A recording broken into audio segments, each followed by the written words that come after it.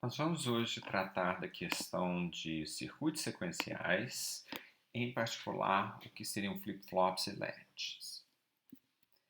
A lógica sequencial, que é a sequência desse nosso curso de introdução a sistemas lógicos, ela é composta por primariamente circuitos sequenciais. Eu vou explicar um pouco quais eles seriam. São circuitos simples com realimentação, feedback. Depois a gente trata da questão de latch. Aí a gente vai entrar no conceito de flip-flop e aqueles que são acionados por borda. Depois vamos tratar um pouco de metodologias de temporização. Isso é a segunda parte do curso, tá certo? Depois entradas assíncronas, discutir um pouco sobre meta-estabilidade, sincronização. Depois a gente vai falar um pouco de registradores básicos, registrador de deslocamento, contadores simples e a questão de linguagem de descrição de hardware, né, o Verilog, vai estar durante toda essa parte do curso. Então, qual o objetivo da aula de hoje? Primeiro, a gente vai explorar um pouco o que são circuitos simples com memória. Um elemento de armazenamento primitivo ele pode ser construído por um pequeno conjunto de portas cujas saídas realimentam as entradas das mesmas portas. Basicamente é assim que a gente constrói memória, né? A memória, como que a gente faz para garantir que o estado ele esteja lá preso naquela situação, naquele espaço físico. Então, o conceito de como gravar um dado, como manter um dado na memória é o que a gente vai explorar hoje. A gente vai examinar como que a gente constrói esses elementos básicos e utilizando essas duas variedades mais populares, né, ledgers e flip-flops. O material para esse curso, né, para esse módulo, no Roth seria a unidade 11, o TOT seria o capítulo 5 e o CATS o capítulo 6. Basicamente, né, essa questão de memória tinha sido proposta, né, em 1939 por Huffman, né, que basicamente a gente precisaria, e esse é aquele artigo, né, eu trago aqui só por questões históricas, que a gente precisa de uma tabela de fluxo, né? E em outras palavras, o que, que é? É um método que a gente vai utilizar para poder identificar nesse circuito sequencial qual estado que ele se encontra e índice de transição. Basicamente, é uma variável nova que vai indicar a estabilidade ou a ausência de estabilidade de um dispositivo que se chaveia. Naquela época, a proposta que havia sido colocada, né, na parte de cima, né, o A seria só um circuito combinacional, onde o estado de saída depende única e exclusivamente dos estados de entrada, enquanto que um circuito sequencial, o estado de saída depende não apenas de estados de entrada, mas de um estado passado. Esse estado de passado é um estado interno, a gente pode dizer assim. Então, disse que esse circuito ele pode ter memória, ele lembra caso o X1 aqui no caso, né, desse circuito B sofreu alguma alteração ou não. A aplicação que a gente tem para circuitos sequenciais, né, conforme eu mencionei, com esses circuitos que tem a realimentação, é que ela vai depender da entrada, entradas anteriores e saídas anteriores. E ela é a base para a construção de memória, como a gente colocou. Uma fechadura com uma combinação, né, de uma porta é um exemplo de circuito sequencial. Eu vou descrever ele aqui mais ou menos como isso aqui funciona, nesse diagrama de blocos, onde o estado é a memória, o estado é uma saída e uma entrada para uma lógica combinacional, e os elementos de armazenamento de combinação também são memória.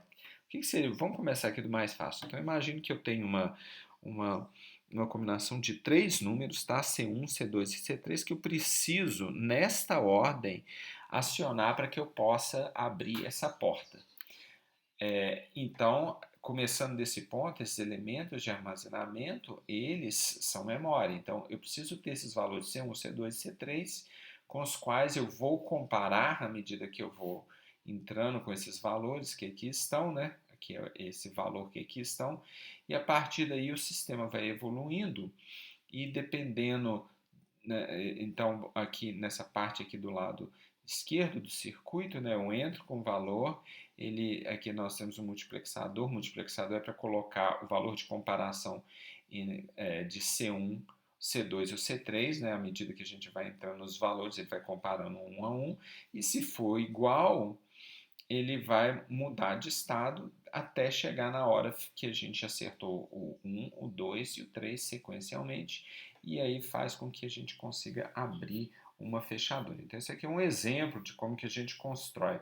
Eu entendo que eu estou falando num nível bastante elevado, mas toda essa mecânica de comparar e daí mudar o estado é o que a gente faz com circuitos sequenciais.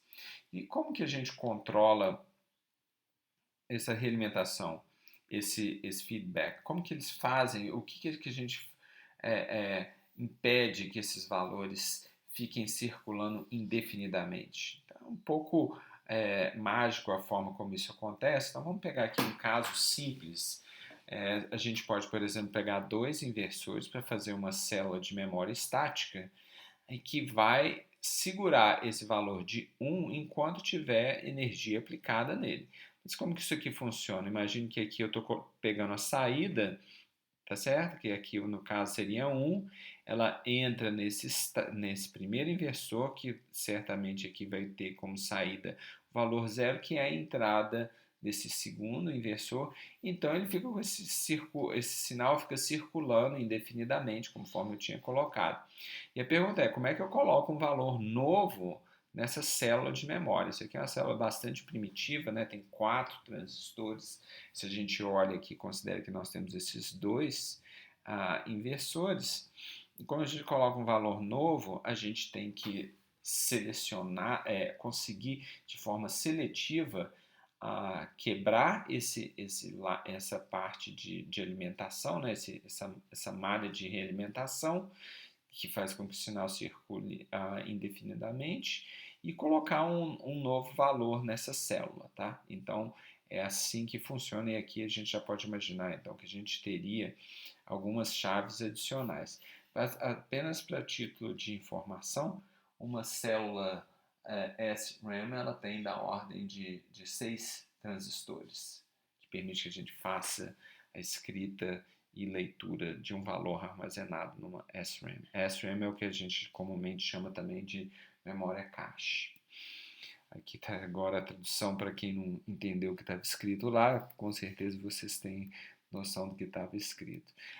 Um oscilador em anel, o que é um oscilador em anel? Ele basicamente, a gente coloca aqui sempre um número ímpar, e aí o que acontece? Os atrasos de cada um desses inversores faz com que esse valor x que aqui está, né, que a gente pode chamar de A, ele comute de 1 para 0 depois de um número de atrasos. Aqui nós temos 5 inversores, o que faz com que eu tenha 5 unidades de atraso até esse valor se atualizar.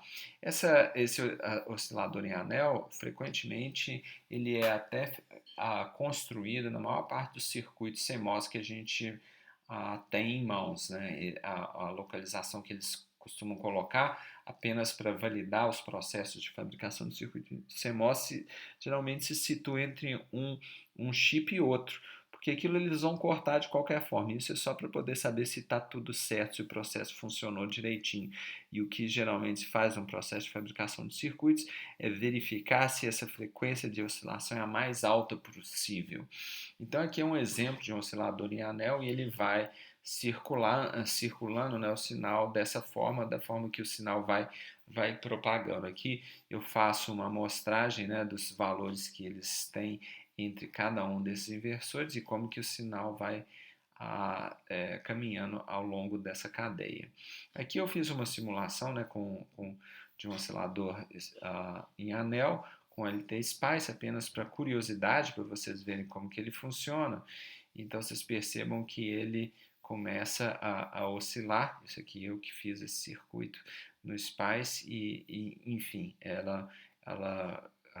os parâmetros aqui no caso eram atrasos de portas, e ele vai oscilando indefinidamente. Esse azul aqui basicamente é quando eu aciono uma chave, tá certo?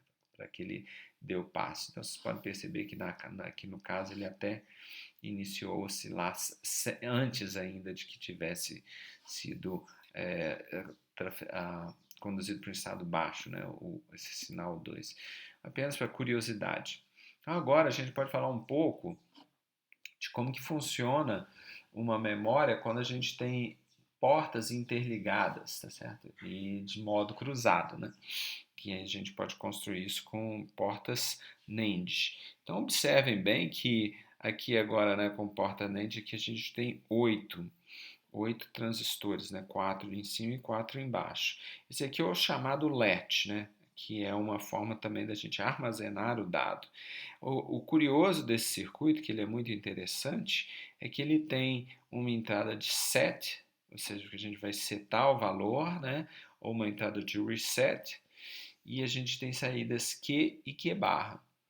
Então, quais são os valores que a gente vai observar nessa saída Q e na saída Q barra?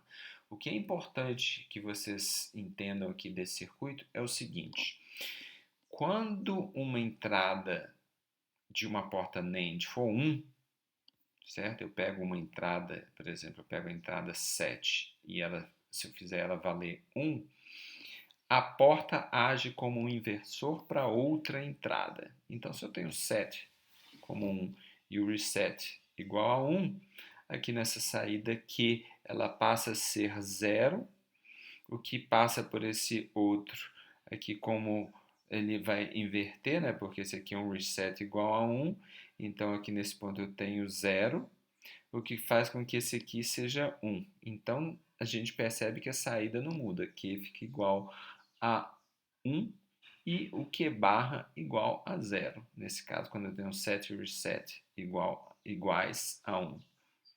A gente vai estudar isso aqui um pouco mais na sequência.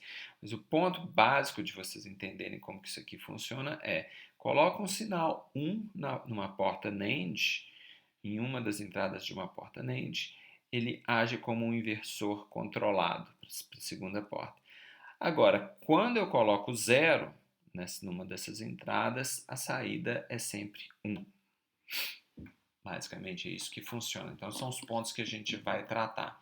Então, vamos dar uma olhada, por exemplo, nesse caso que eu acabei de ilustrar. Se eu coloco 1 e 1 na entrada, eu tenho 0 na saída aqui dessa porta NAND, certo? Por exemplo, vamos estudar esse caso que faz com que aqui eu tenha 0 na entrada e aqui eu tenho 1 na saída, o que faz com que o sinal fique sempre constante. Agora, alguém poderia ter dito assim para mim: tá, mas e se eu tivesse 1 na saída? Então, muito bem, vamos estudar esse caso. Se eu tiver 1 na saída, ambos os casos a gente está mantendo a entrada de set de reset igual a 1. Mas são dois possíveis casos. O caso onde aqui o estado de saída era 0 e aqui o estado de saída, num instante qualquer, seja igual a 1. São dois possíveis casos. Se aqui for 1, aqui o que o reset quando 1 faz, e aqui eu também tenho 1, faz com que esse aqui seja 0. O que faz com que a saída dessa porta 7 seja igual a 1. E assim sucessivamente.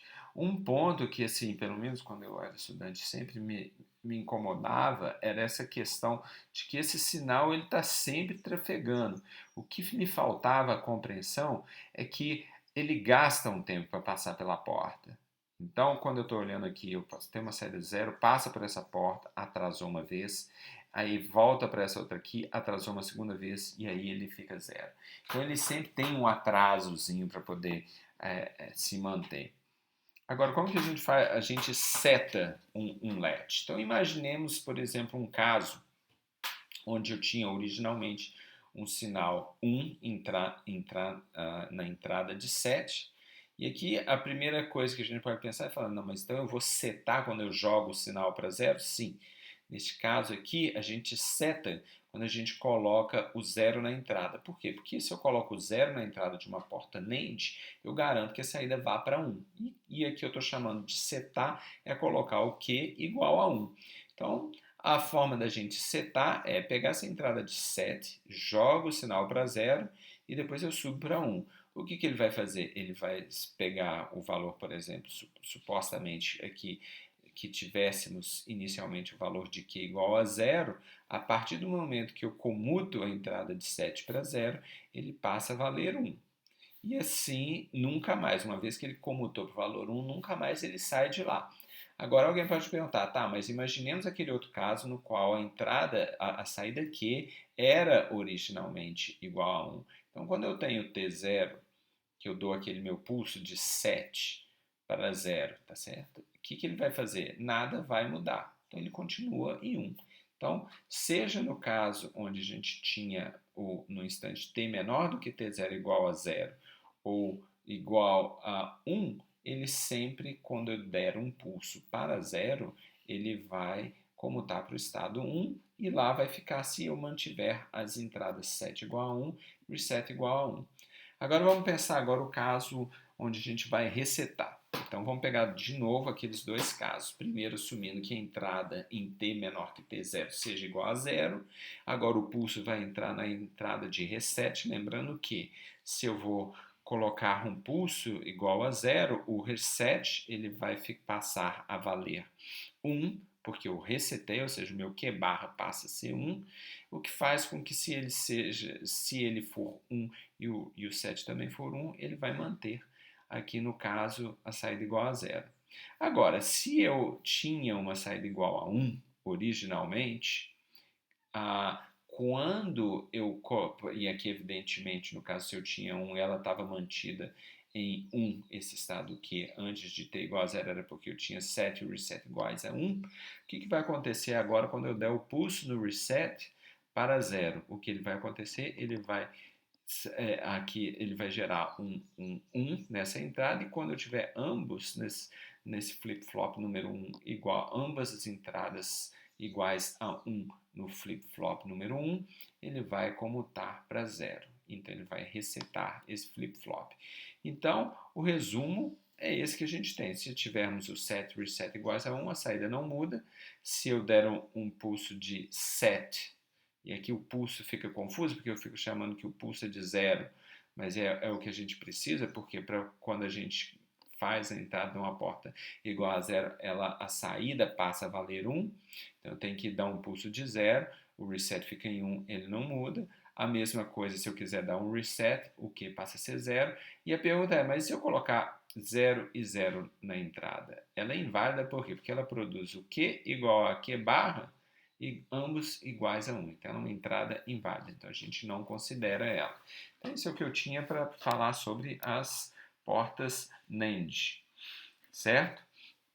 Esse aqui é a análise um pouco mais detalhada, né? Set igual a reset igual a 1 é o estado de repouso e não tem nenhum efeito. Set igual a 0, reset igual a 1, ele faz com que o estado que passe a comutar para o estado alto, independente do valor anterior que ele tinha.